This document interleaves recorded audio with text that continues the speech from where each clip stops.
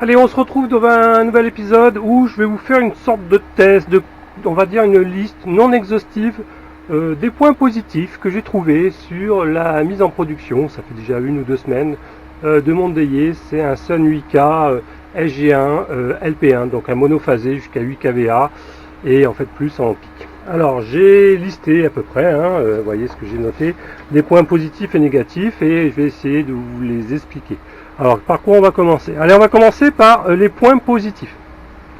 Alors ce délié, il a la réputation d'être polyvalent et c'est exact, c'est-à-dire que ça peut être très bien un onduleur réseau, c'est-à-dire que vous n'avez pas du tout encore de batterie de stockage. Au lieu d'acheter des micro-onduleurs ou un onduleur central, vous pouvez acheter ce genre de modèle directement dans l'optique un jour de lui greffer également du stockage. Alors ça, c'est possible de le faire fonctionner en réseau grâce également à sa pince CT que vous mettez au niveau du tableau. Donc ça, c'est une bonne chose.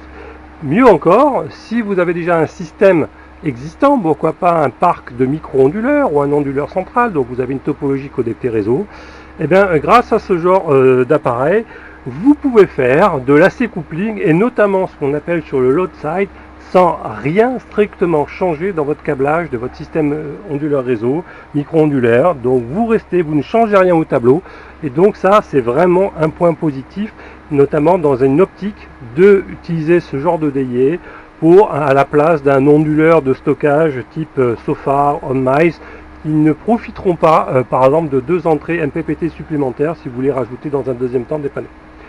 Alors autre point qui est assez positif, c'est le prix. Par exemple le modèle 6 kg, vous pouvez le trouver sur eBay. Sur eBay en Allemagne, réception en moins d'une semaine de l'ordre de 1000 €. Allez, avec les frais de port, il y en a pour 70 € de plus, mais c'est à peine 20 ou 30 € de plus cher que si vous le commandez en Chine sur Alibaba. Donc moi, je l'ai quand même acheté sur Alibaba, c'est un modèle 8K, il m'est revenu à peu près à 1440 €, j'ai eu un bon prix à l'époque, mais je pense qu'on doit pouvoir le retrouver à cet ordre de prix. Donc c'est un prix qui est quand même assez raisonnable pour un modèle 8K avec 2 entrées MPPT. D'accord. Alors, autre point positif, il est communicant avec de nombreux BMS, un protocole évidemment minimum Pylontech, mais vous en avez d'autres supports de protocole. Donc ça se passe en CAN bus, donc ça c'est bien. Si vous voulez que cet onduleur soit contrôlé par votre BMS de votre système, c'est possible avec les nouveaux BMS communicants. Autre point positif, il est également communicant alors sur la partie paramètres internes de l'onduleur et production en mode bus 485, donc ça aussi vous avez un autre port dédié et ça permet notamment, par exemple moi je l'ai branché facilement sur le PV Brain 2, voilà, c'est que ça a intéressé, ça se fait très facilement. Dans la liste des points positifs toujours, on a affaire à un écran tactile qui est beau, qui indique notamment sur ce display les principales productions et on peut rentrer dans chaque menu de façon relativement aisément et puis on accède à tous les paramètres, donc ça c'est cool. Autre point, c'est que toute la configuration peut se faire sans smartphone, pas besoin d'installer une application, que sais-je encore, vous pouvez le faire directement sur l'écran. Voilà, si vous êtes sur un site isolé, sans wifi, sans rien, vous pouvez utiliser ce genre d'appareil. Alors, autre point positif, les MPPT, bon par rapport à de la chinoiserie type WKS Voltronic, il est vrai que les MPPT sont un peu plus performants, notamment à faible humidité.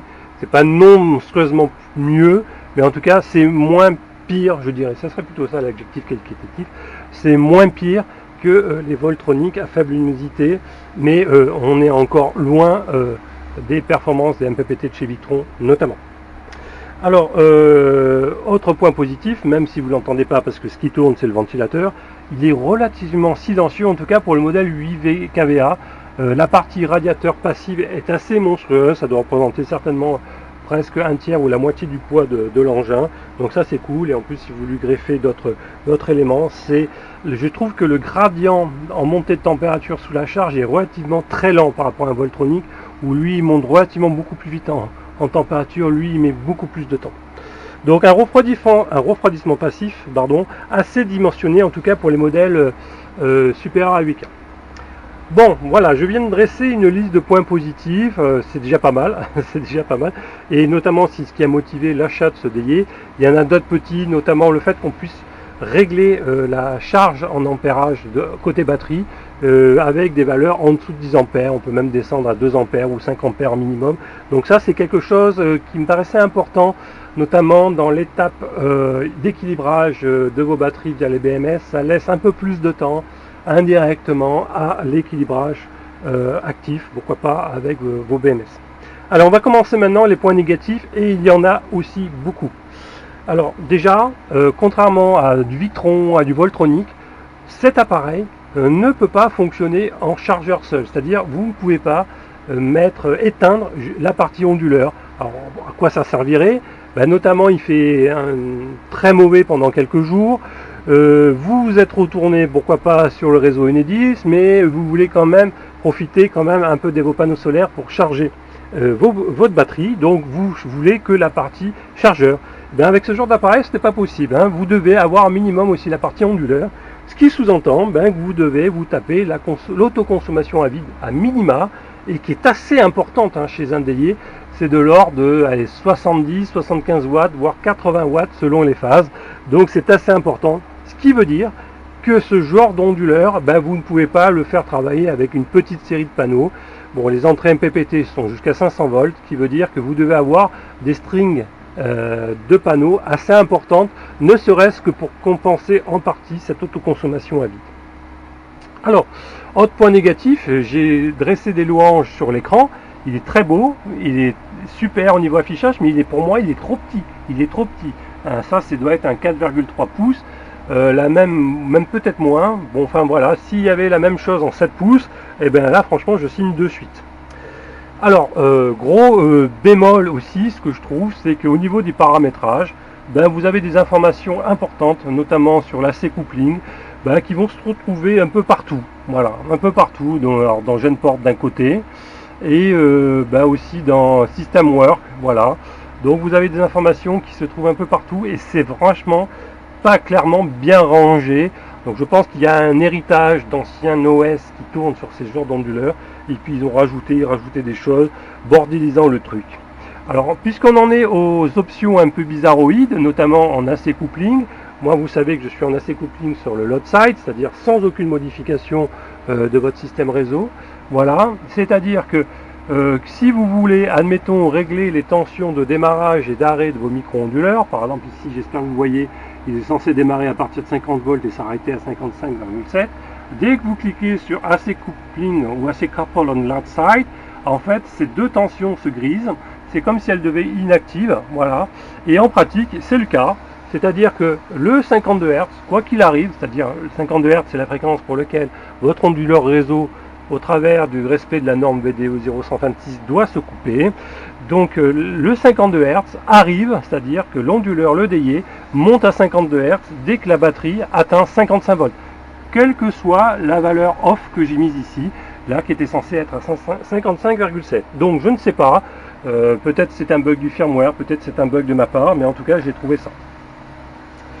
Alors donc autre point sur la C-coupling, en tout cas sur le load side, mais je crois que c'est vrai sur si vous le connectez sur le GenPort ou que sais-je encore, c'est que le 52 Hz n'est pas simplement, ou le passage à 52 Hz n'est pas simplement dépendant de la tension de batterie, c'est-à-dire lorsque j'atteins ici 55 volts, ça va dépendre également du paramètre de max charge que vous mettez côté batterie. Alors ça doit être dans batterie settings, vous voyez ici max charge, alors je charge très peu parce que j'ai d'autres appareils qui chargent, mais par exemple ici je suis à 15 ampères, et si vous réglez par exemple cette valeur à 5 ampères, que sais-je encore, en fait le 52 Hz va arriver par le respect de deux conditions, celle de la tension batterie, je vous ai dit de ne pas dépasser 55 volts, mais également que l'ampérage ou la charge de la batterie venant du DI et de votre système micro-onduleur ou onduleur réseau ne dépasse pas les 15 ampères. Alors ça, je trouve que c'est complètement dommage. Je ne vois pas pourquoi lui interdirait le fait que l'onduleur externe puisse charger la batterie au-delà de ces valeurs que vous mettez sur le DI. Je ne vois pas pourquoi. En DC coupling, c'est pas du tout le cas. Le DI, voilà, si je lui dis de charger à 30 ampères, il charge à 30 ampères. Et là, je résume, ici, le DI va monter la fréquence à 52 Hz s'il détecte que la somme des deux charges DI plus onduleur réseau dépasse la valeur que vous avez mis dans batterie setting. Ça, pour moi, c'est un gros bémol. Alors, dans la liste, voilà, oui, aussi dans la liste des reproches, je trouve que les câblages, j'en ai déjà parlé, mais de votre partie, en tout cas AC, ben, va dépendre un peu du type de modèle. Vous voyez ici, pour les modèles 8K, ben, vous avez la terre qui se fait de façon externe, donc à mettre sur un bornier à part sur la carcasse. Sur les modèles 6K, ben, vous êtes dans les 3 borniers, 3 positions, donc voilà pourquoi ils ont changé entre. De plus, vous devez gérer absolument le relais terre neutre. Voilà, pourquoi ils n'ont pas mis un relais qui doit coûter 2 €, qui vous le fait automatiquement. Bon, je sais pas si c'est par souci d'économie ou des histoires de firmware, je n'en sais strictement rien. En tout cas, je trouve que la gestion terre neutre à faire soi-même, c'est un peu dommage. Alors, je vais dire gros bémol, je trouve, c'est que d'une manière générale, les MPPT ont tendance à surestimer les productions. Voilà, donc là par exemple, il fait très gris. Il m'annonce une production par exemple de, alors total de, sur la string 2, 350 watts, sur la string 1 de 131 watts. Donc ces valeurs sont surestimées. D'une manière générale, lorsqu'on les contrôle, on va dire à l'ampère-mètre, même sur FEOL avec ses propres incertitudes de mesure. Et en plus, je vous l'ai montré dans la dernière vidéo, pour mon cas, hein, je ne dis pas que c'est pour tous les DIE, mais pour mon cas, sur la string 2, j'ai un biais de courant de 0,4 ampères qui fait que globalement, je rajoute à ces des 347 plus 128 watts, je rajoute 130 watts. C'est comme si j'annulais finalement la production de la string 1 qui est actuellement de 130 watts. Donc ça, je trouve ça dommage. Je ne dis pas que c'est vrai sur tous les DIE, mais en tout cas, il n'y a pas de possibilité, à l'heure où je fais cette vidéo, d'aller pouvoir faire une calibration de la partie MPPT, de la partie DC, voilà. Donc il n'y a pas de possibilité, peut-être il le rajoute. J'ai écrit au service technique, qui pour l'instant m'ont répondu complètement à côté.